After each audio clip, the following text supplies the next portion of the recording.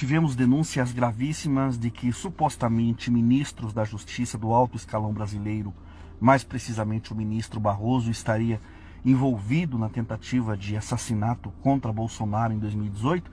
E nós já sabemos que Donald Trump também sabe de tudo. Ele sabe do complô do STF para destruir a democracia brasileira através da ditadura da toga.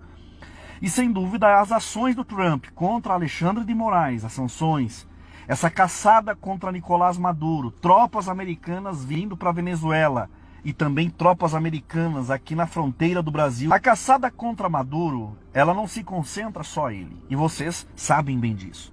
Não é apenas um cerco armado contra um ditador latino-americano isolado. É parte de uma engrenagem muito maior que no fundo aponta direto para o Brasil. Pensa comigo, seria mesmo coincidência os Estados Unidos montarem a maior operação já feita contra Maduro justamente no meio de uma tensão crescente com o nosso ditador de toga, o Alexandre de Moraes? Claro que não. É evidente que o cerco ao chavismo é só o primeiro passo de uma escalada que vai atravessar fronteiras e chegar até Brasília. Quando os americanos expõem Maduro como chefe de uma máfia internacional, eles não estão apenas mirando na Venezuela, eles estão mandando um recado para toda a rede que protege esse tipo de esquema na América Latina, na América do Sul. E adivinha quem faz parte dessa rede?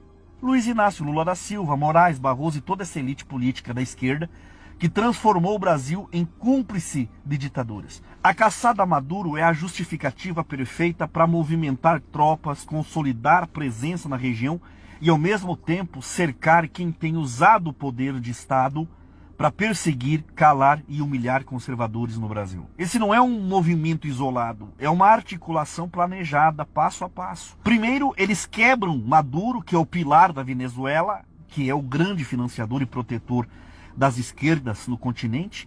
Depois, eles usam a mesma estratégia de pressão e cerco para desmontar o castelo de cartas que Lula e Moraes ergueram no Brasil. O objetivo final? Responsabilizar aqueles que, além de mergulhar o país em corrupção, ousaram humilhar Bolsonaro e sabotar as eleições e tentar até matá-lo. Ou seja, não se engane, o que parece apenas mais uma operação americana contra um ditador, na verdade, é a preparação de terreno para algo muito maior.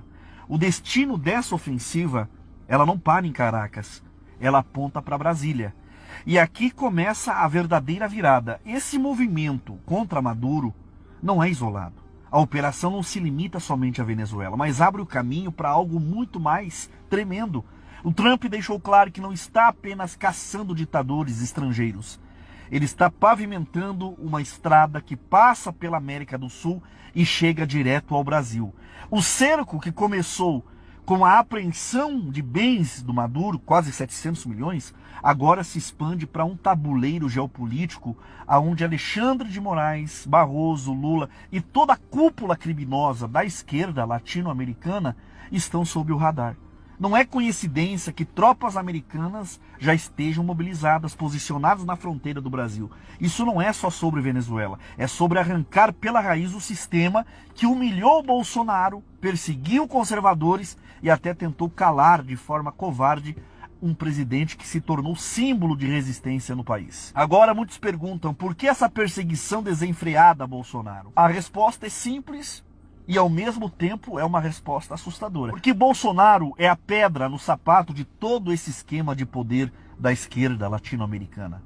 O crime organizado que se infiltra nos governos da região, aliando-se a ditaduras disfarçadas de democracia, não suportam a ideia de um líder que não se dobra, que não se vende, que não negocia princípios e que não aceita se calar diante da sujeira e da corrupção. Bolsonaro incomoda porque ele expõe a farsa, desmonta a narrativa e atrapalha os planos de quem vive da corrupção e do tráfico de influências. Repare, enquanto Lula se abraça a ditadores, enquanto Moraes sufoca a liberdade de expressão, e enquanto Maduro enriquece em cima da fome do povo venezuelano, Bolsonaro sempre foi a voz dissonante, a pedra que não se deixa lapidar por conveniências políticas. E é por isso que já tentaram matar Bolsonaro, tentaram calar ele com processos, com censura, com inquéritos e agora com uma prisão domiciliar. Tudo de forma covarde. Eles sabem que enquanto o Bolsonaro tiver voz, esse castelo de areia da esquerda vai tremer e vai ruir. A perseguição a Bolsonaro não é só sobre um homem apenas. É sobre tudo o que ele representa.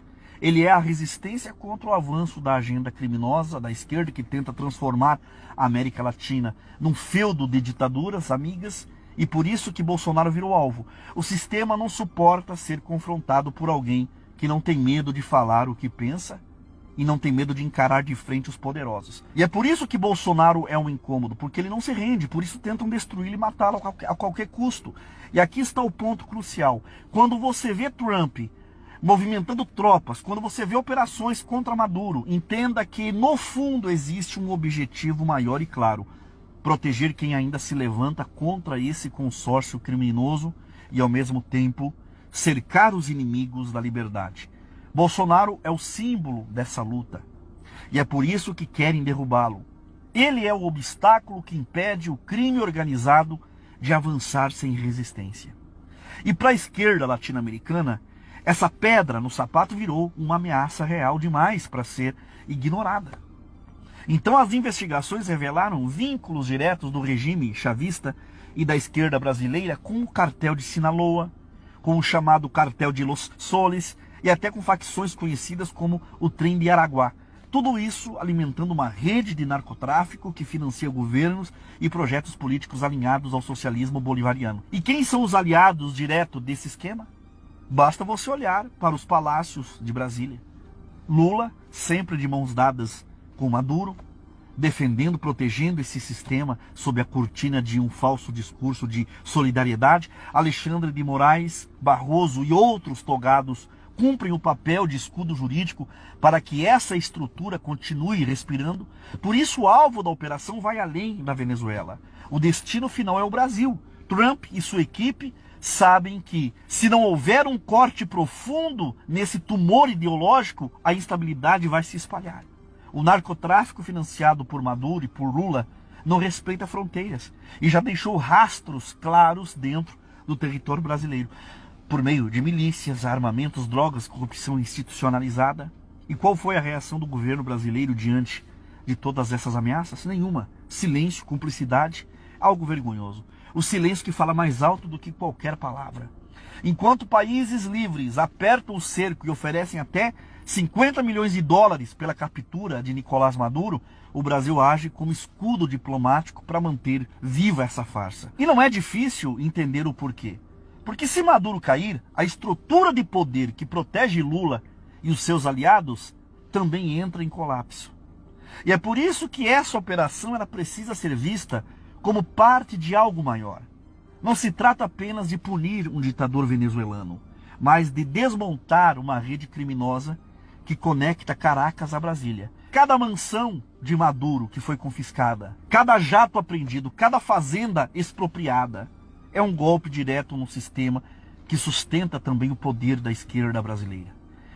E aqui está o ponto que ninguém ousa dizer em voz alta. Essa operação não para em Maduro. O próximo passo é prender Lula junto com Moraes, Barroso e todos aqueles que participam dessa perseguição política contra Bolsonaro e da tentativa covarde de matá-lo.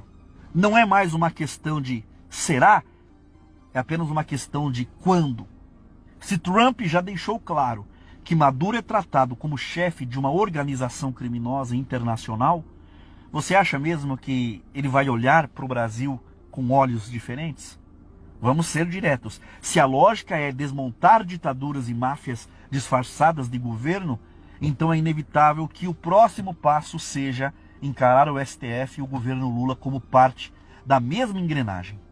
Porque o que Maduro faz na Venezuela, censura, repressão, fraude e enriquecimento ilícito, é exatamente o que nós vemos sendo reproduzido aqui no Brasil, só que com a roupagem de toga e discurso democrático. O Trump enxerga o STF como um bunker de poder ilegítimo, onde Moraes atua como um verdadeiro ditador, um xerife do regime, calando opositores e blindando os aliados da esquerda. Para ele não há diferença prática entre um ditador que usa as forças armadas para se perpetuar no poder e ministros que usam a caneta para perseguir adversários políticos.